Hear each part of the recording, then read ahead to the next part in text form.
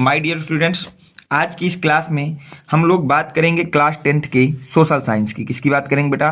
Class 10th की social science की। क्योंकि ये एक ऐसा सब्जेक्ट है जिसमें बच्चे बहुत ज़्यादा कमेंट कर रहे हैं कि सर सोशल साइंस में हमको बता दीजिए कौन कौन से क्वेश्चन को पढ़ना है, कौन कौन से आंसर तैयार करने हैं, कौन कौन सी चीज़ें हमको अच्छी तरह से पढ़ना है। तो देखिए, इस वीडियो में मैं आपको बेटा केवल 70 टॉपिक्स को बताऊंगा। कितने टॉपिक्स को बेटा? 70 क्वेश्चन आंसर आपको बताए जाएंगे। और अगर आप इन क्वेश्चन आंसरों को तैयार कर लेते हैं तो आपके बोर्ड में इससे ज़्यादा कुछ भी पढ़ने की आपको ज़रूरत नहीं है। इन्हीं में से सारे क्वेश्चन आपके पूछे जाएंगे। हम स्टार्ट करते हैं बेटा। इससे पहले जो भी बच्चे हमारे टेलीग्राम चैनल से नहीं जुड़े हैं वो बच्चे 7880960882 ये मेरा व्हाट्सएप नंबर है। इसमें अपना नेम लिख देंगे, अपने क्लास का नेम लिख देंगे और अपना डिस्ट्रिक्ट नेम लिख देंगे कि आप किस डिस्ट्रिक्ट से हैं। मैं आपको टेलीग्राम चैनल की लिंक प्रोवाइड करा दूंगा, जहां पर जा करके आप अपने लिए इंपॉर्टेंट नोट्स, इंपॉर्टेंट डेरिवेशन या इंपॉर्टेंट स्टडी से रिलेटेड एनीथिंग्स आप कुछ भी देख सकते हैं और उसको अपलोड करके पढ़ सकते हैं। ये तो हो गया। अब हम चलते हैं क्वेश्चन आंसरों की तरफ कि कौन कौन से टॉपिक्स हैं जो हमको पढ़ना है। तो देखिए, क्वेश्चन नंबर 1 की अगर हम लोग बात करते हैं, क्लास 10 सोशल साइंस, मात्र ये 70 टॉपिक आपको पढ़ने हैं। इसके अलावा कुछ भी नहीं पढ़ना है सोशल साइंस में। आपके पूरे के पूरे नंबर बिल्कुल फिक्स हो जाएंगे। वो कौन कौन से हैं? पेपर में 100% यही आएगा, इस बात को आप प्योरिटी श्योर मान लीजिए। पहला चीज आपको जो पढ़ना है वो है यूनिफिकेशन ऑफ जर्मनी। जर्मनी की यूनिफिकेशन को पढ़ना है कि क्या होता है। इस टॉपिक से क्वेश्चन 100% आपसे बोर्ड में पूछा जाता है। नेक्स्ट आपको पढ़ना है बेटा contribution of culture in the development of nationalism from Europe. Europe में जो नेशनलिज्म आया था उसमें कल्चर और डेवलपमेंट का क्या कंट्रीब्यूशन था, इसके विषय में आपको पढ़ लेना है। नेक्स्ट क्वेश्चन है बेटा what reform did Napoleon makes to the economy system in France. France का जो इकोनॉमी सिस्टम था उसको नेपोलियन ने किस तरह से रिफॉर्म किया या किस तरह से उसको बनाया, इस पे आपको टिप्पणी करना है, यानी कि इस पे आपको शॉर्ट नोट्स लिखनी है। अगला क्वेश्चन है who were Marianne and Germania what was the importance of the way in which they were portrayed. बोला गया है कि मरीन कौन थे और जर्मेनिया कौन है। Who as Marianne and Germania, Marianne और जर्मेनिया कौन है। What was the importance of the way in which they were portrayed, उनका क्या इंपॉर्टेंस है आपका, ये भी आपको बताना है। नेक्स्ट जो आपको तैयार करना है बेटा वो है right the reason for the French revolution. जो फ्रेंच रिवोल्यूशन हुआ था उसका रीजन क्या है, इसको आपको शॉर्ट नोट्स लिखनी है बेटा। नेक्स्ट क्वेश्चन जो आपको तैयार करना है वो है बेटा results of the French revolution. जो फ्रेंच रिवोल्यूशन हुआ था उसका रिजल्ट क्या था, ये भी आपको प्रेजेंट करना है। उसके रीजन, उसके रिजल्ट, फ्रेंच रिवोल्यूशन से एक क्वेश्चन आपको 100% पेपर में देखने को मिलेगा, इसलिए इसको आप अच्छी तरह से तैयार कर लीजिएगा। नेक्स्ट है बेटा what are consequence of Rowlatt act. जो रॉल्स एक्ट आया था उसके क्या कंसिक्वेंस हुए थे, आपको ये बताना है। ये भी बहुत ही ज़्यादा इंपॉर्टेंट है, मोस्ट इंपॉर्टेंट क्वेश्चन है बेटा ये। नेक्स्ट है Who signed the Poona pact and what condition was written in its. Poona pact में साइन किसके हुए थे और उसकी क्या कंडीशन थी, आपको बताना है, राइट करना है। राइट द मीनिंग ऑफ सत्याग्रह, कि सत्याग्रह की मीनिंग क्या होती है, आपको ये बताना है कि सत्याग्रह की मीनिंग क्या होती है, सत्याग्रह क्या होता है। नेक्स्ट क्वेश्चन कह जा रहा है बेटा what are the reason for the rise of nationalism in India. India में नेशनलिज्म के राइज होने के क्या इंपॉर्टेंट या मेन रीजन थी, ये आपको बताना है। In India what are the reason for the rise of nationalism in India. India में नेशनलिज्म को राइज करने के क्या रीजन थी, ये आपको एक्सप्लेन करना है। चलते हैं बेटा नेक्स्ट क्वेश्चन पे। नेक्स्ट क्वेश्चन आपका क्या कह रहा है उसको देखते हैं। अगर हम लोग बात करें नेक्स्ट क्वेश्चन की तो नेक्स्ट क्वेश्चन बोला जा रहा है बेटा why did Gandhi organise salt march. जो गांधी जी थे उन्होंने साल्ट मार्च को क्यों ऑर्गेनाइज किया, आपको ये बताना है। इसको भी पढ़ना, बहुत ही ज्यादा इंपॉर्टेंट क्वेश्चन है बेटा। What are the main features of salt march. Salt march के मेन फीचर क्या थे, इनको भी आप स्टडी कर लेना। What was the main reason to draw non cooperation movement. Non cooperation जो मूवमेंट था उसको ड्रॉ करने के मेन रीजन क्या थे, इनको भी आप स्टडी करना, बहुत ही ज्यादा इंपॉर्टेंट टॉपिक्स है बेटा। नेक्स्ट है what is the 3 movements of Gandhi. Gandhi ji के द्वारा चलाए गए किन्हीं 3 मूवमेंट्स के आप नाम याद रख लेना और उनके विषय में थोड़ा थोड़ा पढ़ भी लेना बेटा, क्योंकि शॉर्ट नोट्स भी लिखने को आ सकती है। नेक्स्ट क्वेश्चन है बेटा what impact did the great dispersion of 1929 have in India, कि जो आपका ग्रेट डिफर्जन हुआ था 1929 में, उसका क्या इम्पैक्ट इंडिया में पड़ा था, इसके विषय में आपको बताना है। Next question, what is meant by Bretton Wood argument, जो आपका ब्रेटन वुड आर्गुमेंट था उसका क्या मतलब था या उसका क्या उद्देश्य था, इसको आपको बताना है। Explain the cause of great dispersion, जो ग्रेट डिस्पर्जन हुआ था उसका कॉज क्या था, इसके विषय में आपको बताना, उसका मुख्य कारण क्या था, ये बताना है। नेक्स्ट क्वेश्चन कह रहा है, economist identify 3 types of movement और flow within international economy exchange. Economist जो होते हैं वो आइडेंटिफाई किए थे 3 टाइप्स ऑफ मूवमेंट को या फ्लो को, 3 तरह के मूवमेंट को आइडेंटिफाई किए थे, किसके लिए, इंटरनेशनल इकोनॉमी के एक्सचेंज करने के लिए। तो उनके विषय में आपको बताना है कि वो कौन से हैं, वो कौन से हैं। Next, what are the characteristics of industrial development in India, mention any 4 of them. आपको बताया गया है कि जो आपका इंडस्ट्रियल डेवलपमेंट है इंडिया में उसकी कैरेक्टरिस्टिक्स क्या हैं और किन्हीं 4 के विषय में आपको मेंशन करना है। 4 पॉइंट मिनिमम लिखने हैं इस विषय पे। Explain how print culture associated with growth of nationalism in India, आपको एक्सप्लेन करना है कि प्रिंट कल्चर एसोसिएट हुआ था जब, उसका क्या ग्रोथ था नेशनलिज्म इन इंडिया में। नेशनलिज्म इन इंडिया के समय प्रिंट कल्चर ने किस तरह से एसोसिएट किया था या नेशनलिज्म इन इंडिया को ग्रोथ किया था, बढ़ावा दिया था, उसके विषय में आपको एक्सप्लेन करना है। Explain the right of the consumer, आपको कंज्यूमर्स के जो इंपॉर्टेंट राइट्स होते हैं जो हमको मिले हैं हमारे कंस्टिट्यूएंट के द्वारा, उनको हमको बताना है कि कंज्यूमर्स के क्या कौन से राइट्स होते हैं, उनको एक्सप्लेन करना है। Mention a few factor which cause exploitation of consumer, अब आपको कुछ ऐसे फैक्टर्स को लिखना है या मेंशन करना है जिसके कारण कॉज होता है, एक्सप्लॉयटेशन होता है कंज्यूमर का शोषण किया जाता है, उनके विषय में आपको बताना है। नेक्स्ट क्वेश्चन है, what is meant by personalisation describe the major factor. Personalisation क्या होता है, इसका मतलब क्या होता है और इसके जो मेजर फैक्टर है उसको आपको डिस्क्राइब करना है, उसको आपको क्या करना है बेटा, डिस्क्राइब करना है। चलते हैं भैया नेक्स्ट क्वेश्चन पे। नेक्स्ट जो आपको तैयार करना है वो है आपके बेटा, what do you understand by foreign trade, जो आपका फॉरेन ट्रेड होता है उसका क्या अंडरस्टैंड है या उससे आप क्या समझते हैं, इस विषय में आपको बताना है। नेक्स्ट क्वेश्चन आपसे कह रहा है, what are the benefits of foreign trade, जो आपका फॉरेन ट्रेड होता है उसके हमारे बेनिफिट क्या हैं, इसके विषय में आपको बताना है। उसके क्या लिखना है बेटा, बेनिफिट कौन कौन से ये बताना है आपको। जो फॉरेन आपका ट्रेड होता है उसका हमारा विदेशी निवेश के क्या क्या हमारे बेनिफिट है ये बताना है।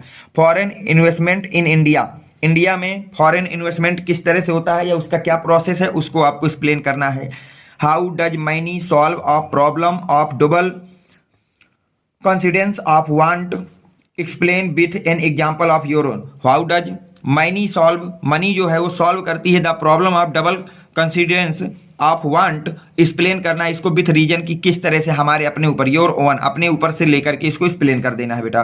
What is the role of credit in development, development में क्रेडिट का क्या रोल होता है या क्या उपयोग होता है, इसके विषय में आपको बताना है। नेक्स्ट क्वेश्चन आपसे बोला गया है, what change did the publishing of book brought in the society of Europe after the invention of the print press, बोला गया है कि क्या चेंज आया था पब्लिशिंग में, बुक के पब्लिशिंग में सोसाइटी के अंदर जब यूरोप में हमारा इन्वेंशन हो चुका था प्रिंटिंग प्रेस का, जब यूरोप में प्रिंटिंग प्रेस की इन्वेंशन हो चुकी थी, इसके बाद जो पब्लिशिंग बुक की दुनिया थी या जो उसकी इकॉनमी थी या उसका जो आपका इंफ्रास्ट्रक्चर था उसमें कैसा चेंज आया है, आपको ये सब बताना है। What do you understand by erosion, erosion क्या होता है, इससे आप क्या समझते हैं, इसको बताना है। व्हाट का सोल इरोजन ऑफ हिल्स, और जो सॉल इरोजन होता है हिल में, पहाड़ों में, उसके विषय में आपको बताना है।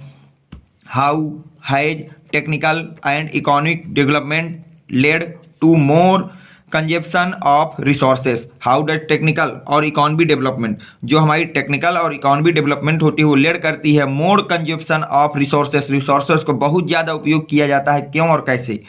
What is soil erosion, soil erosion किसको कहते हैं। What are the main cause of soil erosion, soil के इरोजन होने के मेन कॉजेस क्या हैं, इनके विषय में आपको बताना है। नेक्स्ट क्वेश्चन की अगर हम बात करें तो बोला जा रहा है which soil is mainly found in India. India में कौन सी सॉल है जो सबसे ज्यादा पाई जाती है, आपको बताना है कौन सी मिट्टी इंडिया में सबसे ज्यादा पाई जाती है। What do you understand by land resources. Land resources से आप क्या समझते हैं या क्या होता है, इसको आपको एक्सप्लेन करना है।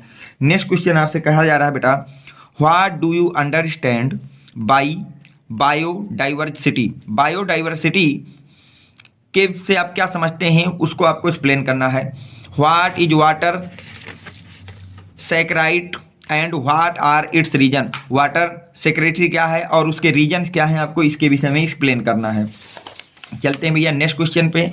नेक्स्ट क्वेश्चन आपसे बोला जा रहा है how is the tertiary sector different from the other sector, illustrate with आप फ्यू एग्जाम्पल। आपको बताना है कि जो टर्सरी सेक्टर होता है वो डिफरेंट होता है अदर सेक्टर से, क्यों। पहले तो आपको ये पता होना चाहिए कि टर्सरी सेक्टर क्या होता है, फिर आपको ये बताना है कि जो टर्सरी सेक्टर है वो अदर सेक्टर से डिफरेंट किस तरह से है, और रिलेट करना है उसको विथ फ्यू एग्जाम्पल्स, कुछ एग्जाम्पल देते हुए आपको ये बात समझानी है। नेक्स्ट क्वेश्चन की अगर हम लोग बात करें बेटा तो नेक्स्ट क्वेश्चन आपसे कह रहा है what did the tertiary sector and give two example. Tertiary sector क्या होता है, इसके दो आपको एग्जाम्पल से देना है। Next question what are the objective of NREGA 2005। जो आपकी यूपीए सरकार थी, जो कांग्रेस की सरकार थी, उसमें जो हमारा नरेगा एक योजना लाई गई थी जो कि आज भी ग्रामीणों के लिए एक बहुत ही ज़्यादा उपयोगी योजना है। इसमें हमारा क्या होता है कि हर ग्रामीण को बेटा 100 दिन का कम से कम रोजगार सरकार प्रोवाइड कराती है। अब इस नरेगा का बजट और इसको अब थोड़ा सा कम कर दिया गया है, लेकिन जब कांग्रेस ने इस योजना को लाया था इसका काफ़ी लाभ हुआ था। ये इसलिए लाया गया था इस रोक को कि जो आपके ग्रामीण मजदूर है उनका जो शहरों में पलायन होता है वो ना हो, इसके लिए योजना लाई गई थी। तो इसका ऑब्जेक्टिव वही है कि ग्रामीणों का जो शहरों में पलायन हो रहा था उसको रोकने के लिए, ग्रामीणों को ग्रामीण में ही रोजगार देने के लिए नरेगा योजना यूपीए सरकार यानी कि कांग्रेस सरकार द्वारा 2005 में गरीबों के हित के लिए लाई गई एक बहुत ही महत्वपूर्ण योजना थी।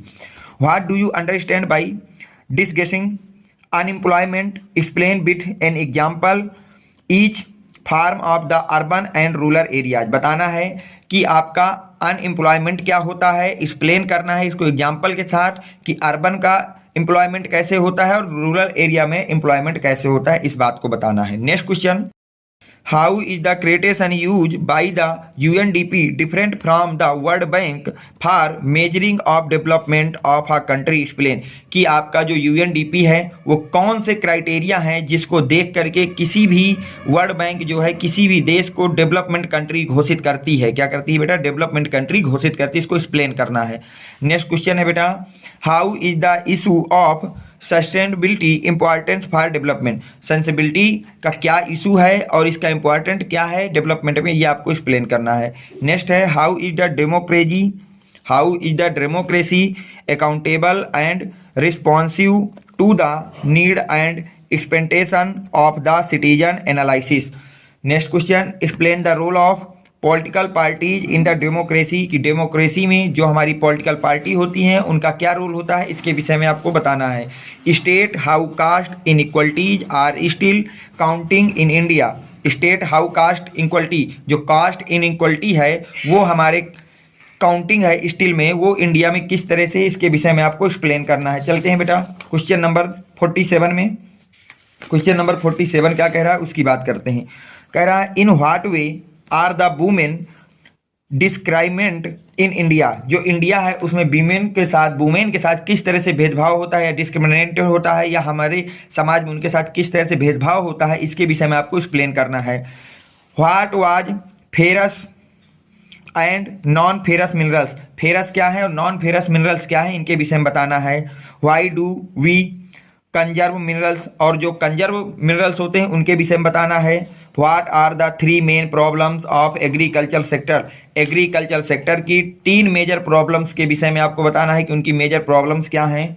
What are geographical condition required for the growth of rice, explain. कि हमारे राइस के ग्रोथ के लिए कौन सी ऐसी जियोग्राफिकल कंडीशन रिक्वायरमेंट में होती है या कौन कौन सी रिक्वायरमेंट होती है कि आपका राइस ज़्यादा से ज़्यादा ग्रोथ करे, उसकी क्या आपकी जियोग्राफिकल कंडीशन है, उनके विषय में आपको एक्सप्लेन करना है। Describe any 3 features of agriculture in India. India में एग्रीकल्चर के किन्हीं 3 फीचर्स को आपको एक्सप्लेन करना है। What is the importance of agriculture in India economy, आपको बताना है कि जो इंडिया इकोनॉमिक्स है उसमें एग्रीकल्चर का क्या इंपॉर्टेंट है या क्या महत्व है। What is the states of representation of women in the legislation, कि आपका जो लेजिस्लेशन है उसमें वुमेन का क्या रिप्रेजेंटेशन है या कितनी भागीदारी है, इसके विषय में आपको बताना है। Next question, how does politics affected caste system, हमारे देश में जो कास्ट सिस्टम है, जातिवादिता है, ये किस प्रकार से पॉलिटिक्स को इफेक्ट करती है। Give its positive and negative effect, और दोनों के पॉजिटिव इफेक्ट भी बताना है और निगेटिव इफेक्ट्स को भी आपको एक्सप्लेन करना है। चलते हैं बेटा नेक्स्ट क्वेश्चन पे। नेक्स्ट क्वेश्चन बोला जा रहा है, how is the federal system in India mention 4 main symptoms, आपको बताना है कि फेडरल सिस्टम इन इंडिया में मेंशन किन्हीं 4 मेन सिम्टम्स के विषय में आपको एक्सप्लेन करना है।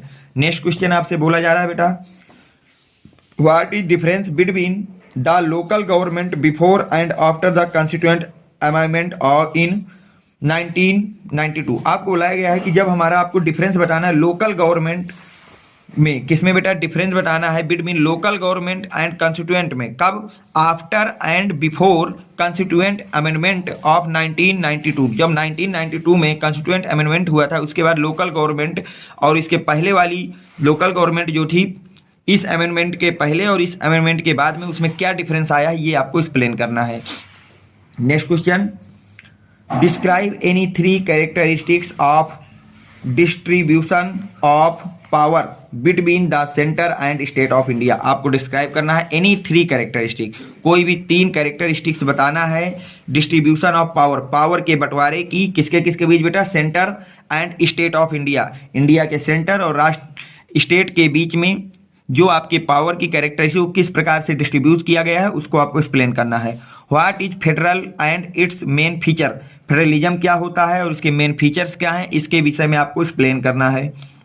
What are uses of mica के क्या यूज हैं, आपको ये बताना है। Explain the characteristics and the distribution of iron ore in India, explain करना है कैरेक्टरिस्टिक और distribution of iron ore in India, India में आयरन ओर की कैरेक्टरिस्टिक और डिस्ट्रीब्यूशन को एक्सप्लेन करना है। Explain the trade in the production of manganese ore in India, और साथ ही साथ आपको बताना है कि जो मैग्नीज ओर है उसका ट्रेड और प्रोडक्शन इंडिया में किस प्रकार से किया जाता है।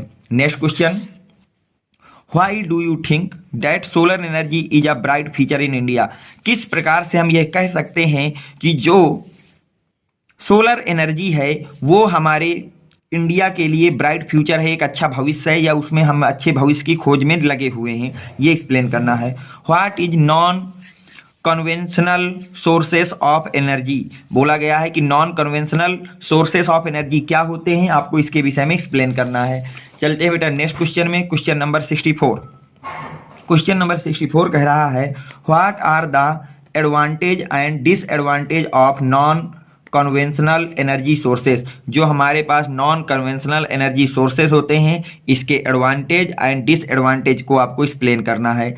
How does environmental pollution occurs, जो इन्वायरमेंटल पोल्यूशन होता है ये किस कारण होता है और किस तरह से बढ़ रहा है, इसके विषय में आपको एक्सप्लेन करना है। Next question, what is the classification of industry on the basis of ownership, ownership के बेसिस पे हम लोग इंडस्ट्री को कितने तरह से क्लासिफाई करते हैं, इसको एक्सप्लेन करना है। Next question, what are the 3 merits and demerits of the transport, transport के आपको 3 मेरिट्स और 3 डिमेरिट्स के विषय में एक्सप्लेन करना है। लास्ट क्वेश्चन बेटा आज की क्लास का है, why are the means of transport and communication called the lifeline and economy of any country answer with reason, बोला गया है कि जो ट्रांसपोर्ट होता है या कम्युनिकेशन होता है वो कॉल्ड है लाइफलाइन, किसी भी economy of the any country, किसी भी कंट्री की जो इकोनॉमी होती है इसके आंसर को विथ रीजन आपको एक्सप्लेन करना है। तो ये मैंने आपको पूरे 68 मोस्ट इंपॉर्टेंट क्वेश्चन बताए हैं जिनके आपको आंसर लर्न करने हैं, इन क्वेश्चनों को तैयार कर लीजिए, इससे बाहर कोई भी क्वेश्चन आंसर आपकी पूरी सोशल साइंस में नहीं पूछा जाएगा। अब जिन बच्चों को यूपी बोर्ड इंग्लिश मीडियम के जितने भी बच्चे हैं बेटा यूपी बोर्ड इंग्लिश मीडियम के जितने भी बच्चे, अगर आपको यूपी बोर्ड का मॉडल पेपर चाहिए जो ऑफिशियल मॉडल पेपर 2024 में बोर्ड की तरफ से हमको दिया गया है, किसके तरफ से बेटा, बोर्ड की तरफ से दिया गया है, या आपको ये सारे क्वेश्चन जो मैंने 70 क्वेश्चन बताए इनके आंसर चाहिए, या आपको प्रीवियस ईयर पेपर चाहिए, या कोई क्वेश्चन बैंक की पीडीएफ चाहिए, या आपको शॉर्ट नोट्स चाहिए, any things study material in related with English medium UP board, then contact with 7880960882 this number और देन प्रोवाइड। इस नंबर में आपको संपर्क करना है और फिर मैं आपको इससे सारी चीजें प्रोवाइड करा दूंगा। जिनको भी चाहिए वो इसी नंबर पे मुझसे संपर्क करेंगे। Thanks for watching, next video coming soon.